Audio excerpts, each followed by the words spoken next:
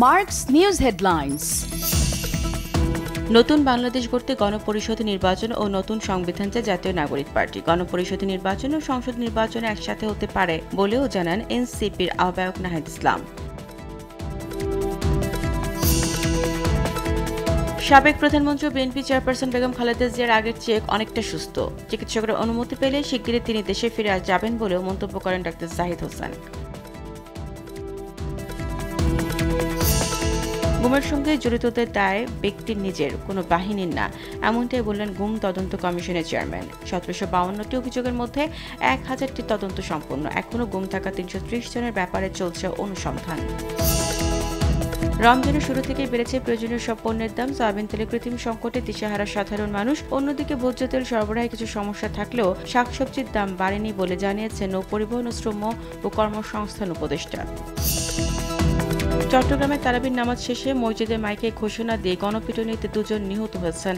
অন্যদিকে খাগড়াছড়ির পানচুরিতে পাহাড়ের ২ আঞ্চলিক সংগঠনের মধ্যে গোলাগুলির ঘটনায় রূপসী চাকমা নামের এক নারীর মৃত্যু হয়েছে। জামালপুরে বাস মালিক সমিতি ও শ্রমিক ইউনিয়নের ডাকা ধর্মঘটের দ্বিতীয় দিন চলছে। সব ধরনের গণপরিবহন চলাচল বন্ধ ঘোষণা, ভোগান্তিতে যাত্রীরা।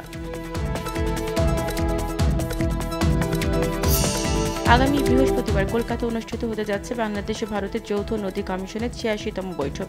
এই বৈঠকে বাংলাদেশের পক্ষ থেকে অভিন্ন নদীর ন্যায্য পানির দাবির পাশাপাশি গঙ্গা চুক্তির নবায়ন নিয়ে আলোচনা হওয়ার কথা রয়েছে। ইউক্রেনের সামরিক সহায়তা প্রদান সাময়িকভাবে বন্ধ করেছে যুক্তরাষ্ট্রের প্রেসিডেন্ট ডোনাল্ড ট্রাম্প। যতক্ষণ না ইউক্রেনের নেতারা শান্তির প্রতিষ্ঠায় সদিচ্ছা দেখাচ্ছেন ততক্ষণ পর্যন্ত সকল সামরিক সহযোগিতা বন্ধ থাকার নির্দেশ দেন ডোনাল্ড ট্রাম্প। চ্যাম্পিয়ন্স ট্রফির প্রথম সেমিফাইনালে ভারতের বিপক্ষে টস জিতে ব্যাটিংয়ের সিদ্ধান্ত নিয়েছে অস্ট্রেলিয়া। জয় নিয়ে তৃতীয় শিরোপার পথে এগিয়ে যেতে চায় ভারত, আর অজিতের মিশন হাই ভোল্টেজ সেমিফাইনাল রাঙিয়ে ফাইনালে পা রাখা।